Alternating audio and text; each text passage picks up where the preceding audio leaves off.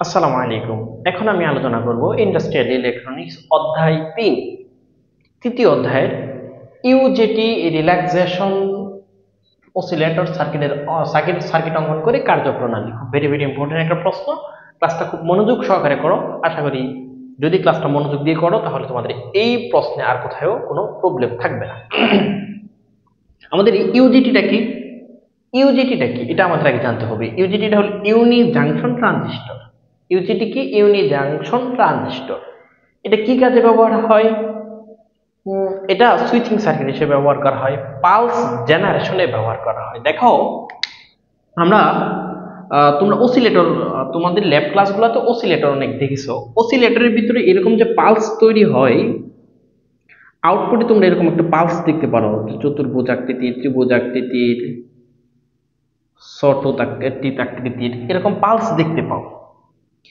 এই যে pulse generation, এই পালস উৎপাদনের কাজে এই ইউজিটিটা ব্যবহার করা হয়ে থাকে।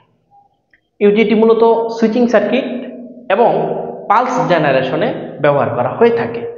এখন এটাই বলতেছি, ইউজিটি রিল্যাক্সেশন অসিলেটর সার্কিট অঙ্কন করে কার্যপ্রণালী। এই যে অসিলেটরের যে সে এই পালসগুলো উৎপন্ন করে, এটা একটু তোমাকে দেখাইতে বলতেছি কিভাবে। চলো আমরা একটু দেখি। ইউজিটি কি এটা তোমরা বুঝতে পারলা, এর কাজ কি তাও বুঝতে পারলা। এর মূলত কাজটা কি?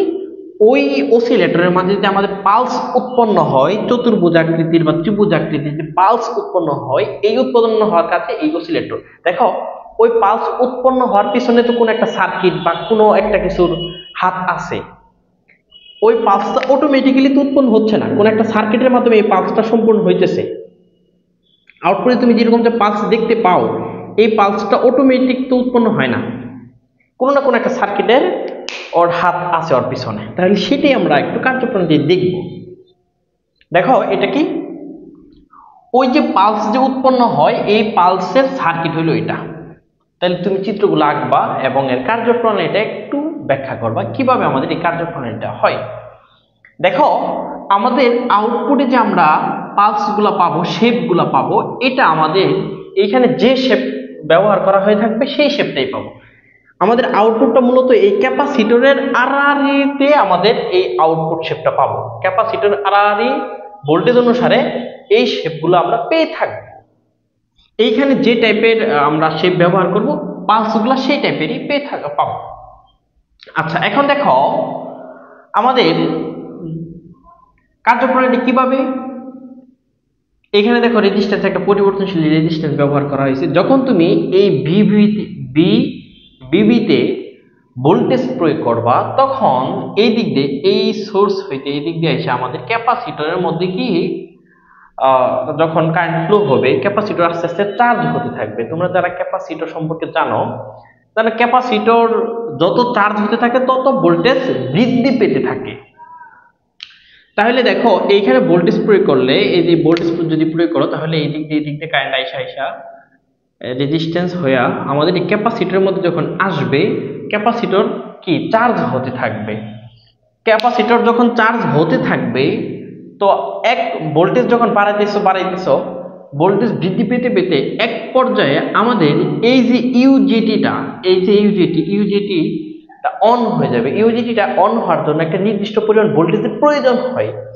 সেই পর্যন্ত যখন তুমি ভোল্টেজ পৌঁছায় গেছো, তখন ইউজেটি বলবে, এই ইউজেটিটা বলবে সে কি অন হয়ে গেছে। ইউজেটিটা অন হয়ে গেছে। যদি ইউজেটিটা অন হয়ে যায়, তখন এই ক্যাপাসিটরের চার্জ সব এই ইউজেটির মধ্যে দিয়ে এসে ডিসচার্জ হয়ে যাবে। মানে দেখো এই যে দেখো ভোল্টেজ বাড়াইতেছে, ক্যাপাসিটরের ভোল্টেজ বাড়তেছে, চার্জ বাড়তেছে, ভোল্টেজও বাড়তেছে, এখানে আসছে। তো এই সিচুয়েশনে একবারে সর্বোচ্চ এই সিচুয়েশনটাতে আসার পর ইউজেটি বলতেছে যে আমি অন হয়ে যাওয়ার মতো ভোল্টেজ আমার হয়ে গেছে। এই ইউজেটি অন হওয়ার জন্য একটা নির্দিষ্ট পরিমাণ ভোল্টেজ দরকার, আর এই এতটুকু যাওয়ার পর তোমার ইউজেটি বলতেছে আমি অন হয়ে গেছি। আর যখন অন হয়ে গেছে, তখন এই ক্যাপাসিটর সম্পূর্ণ চার্জ ইউজেটির মধ্যে দিয়ে ডিসচার্জ হয়ে যাবে। এটাই দেখো এখানে যাচ্ছে এই পর্যন্ত ভোল্টেজ যাওয়ার পর যখন ইউজেটি অন হয়ে গেছে, তখন কি ক্যাপাসিটরটা ডিসচার্জ হয়ে গেছে, তখন একবারে দেখো এই যে নিচে চলে আসছে। পুনরায় তুমি আবার এখান থেকে ভোল্টেজ যাচ্ছে, চার্জ হইতেছে, হইতেছে এ পর্যন্ত যাওয়ার পর সে ডিসচার্জ হয়েছে, একবার নেমে গেছে, তারপর আবার ভোল্টেজ। এইভাবে আমাদের কি সাইকেলটা সম্পূর্ণ হইতেছে। তো এইখানে দেখো এক ফ্রিকোয়েন্সি, আমরা জানি ফ্রিকোয়েন্সির ক্ষেত্রে আমরা যে পুনরাবৃত্তি কোনো একটা ওয়েভ পুনরাবৃত্তি হওয়ার আগ পর্যন্ত এক ফ্রিকোয়েন্সি, দেখো এখান থেকে যে শুরু হয়েছে এরকম একটা শুরু হওয়ার আগ পর্যন্ত মূলত এক ফ্রিকোয়েন্সি, এখানে কি এক ফ্রিকোয়েন্সি এতটুকু। তো ফ্রিকোয়েন্সি সমান আমরা সূত্র কি জানি বলো তো? ফ্রিকোয়েন্সি সমান সূত্র জানি f = 1/t time period, 1/t। আর এইখানে দেখো এতটুকু, এই যে এইখানে এক ফ্রিকোয়েন্সি হইতে যতটুকু টাইম পিরিয়ড, এই টাইমটা দিয়ে যদি তুমি ভাগ দাও তাহলে ফ্রিকোয়েন্সি পাবা। তাহলে এখন টাইমটা কত? টাইমের আমাদের এখানে একটা সমীকরণ দেওয়া আছে, তোমরা এই সমীকরণটা একটু মুখস্থ করে নিও।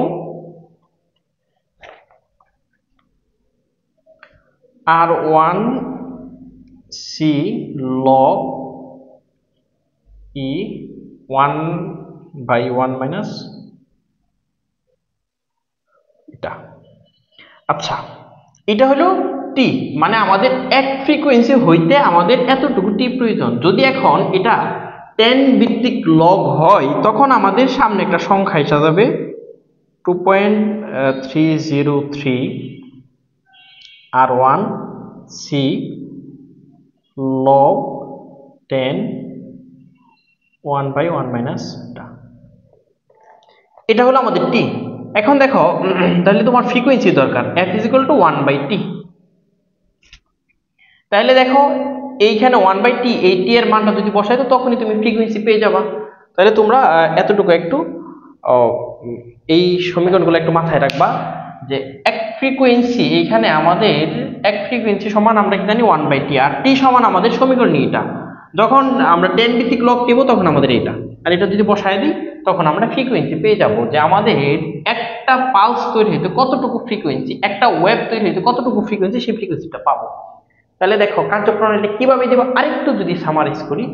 যখন তুমি ভিবিতে ভোল্টেজ প্রয়োগ করবা তখন এর মধ্যে একটা কারেন্ট ফ্লো হয়ে ক্যাপাসিটর কি চার্জ হতে থাকবে আর কি ভোল্টেজ বাড়তে থাকবে। আমরা জানি ক্যাপাসিটর যত চার্জ হয় তত কি ভোল্টেজ বৃদ্ধি পেতে থাকে। ভোল্টেজ বাড়তে বাড়তে এক পর্যায়ে ইউজিটিটা অন হয়ে যাবে। যতটুকু ভোল্টেজ পাওয়ার পর ইউজিটি অন হয়ে যায় সেটা হলো এই অবস্থা। ভোল্টেজ বৃদ্ধি পেতে পেতে এক পর্যায়ে ইউজিটি অন হয়ে যাবে, আর ইউজিটি যখন অন হয়ে যাবে তখন ক্যাপাসিটর সব চার্জ ইউজিটির মধ্যে দিয়ে কি ডিসচার্জ হয়ে যাবে। সেজন্য এই যে দেখো একবারে নিচে নেমে গেছে। তারপরে এভাবে আবার পুনরায় ভোল্টেজ চার্জ হতে থাকবে, ক্যাপাসিটর আবার কমে যাবে। এভাবে আমাদের কি এই পালসগুলা আউটপুট আকারে দেখাবে। আশা করি ইউজিটি। আর এইখানে আমরা জানি পুনরাবৃত্তি হওয়ার আগ পর্যন্ত এক ফ্রিকোয়েন্সি, দেখো এখান থেকে শুরু হয়েছে আবার শুরু হওয়ার আগ পর্যন্ত এক ফ্রিকোয়েন্সি, আর এক ফ্রিকোয়েন্সি সমান সূত্র হইল f = 1/t। টি সমান কত? টিটা কত? টিটা হইলো এটা। এখন 10 ভিত্তিক লগ নিলে এটা, এই সমীকরণগুলো একটু মাথায় রাখবা। ফ্রিকোয়েন্সি সমান 1/t, তাহলে এক ফ্রিকোয়েন্সি সমান এই মান পাবা। আশা করি ইউজিটি বুঝতে পারছো। যতটুকু এখানে বলছি ততটুকুই আলোচনা, ততটুকুই লিখবা। যা বুঝতে পারছো তুমি তাই লিখবা। এটুকুই কার্যপ্রণালী, এভাবেই সে কাজ করে। আজকে এই পর্যন্তই। ভালো থেকো, সুস্থ থাকো। নেক্সট ক্লাসে দেখা হচ্ছে। আমাদের ডেসক্রিপশনে আমাদের ফেসবুক গ্রুপের লিঙ্ক দেওয়া আছে, তোমরা নিয়মিত তথ্য পেতে ফেসবুক গ্রুপে যুক্ত হয়ে থাকো এবং আমাদের নিয়মিত ক্লাস পেতে আমাদের চ্যানেলটা সাবস্ক্রাইব করে রাখো। আজকে পর্যন্ত, আসসালামু আলাইকুম।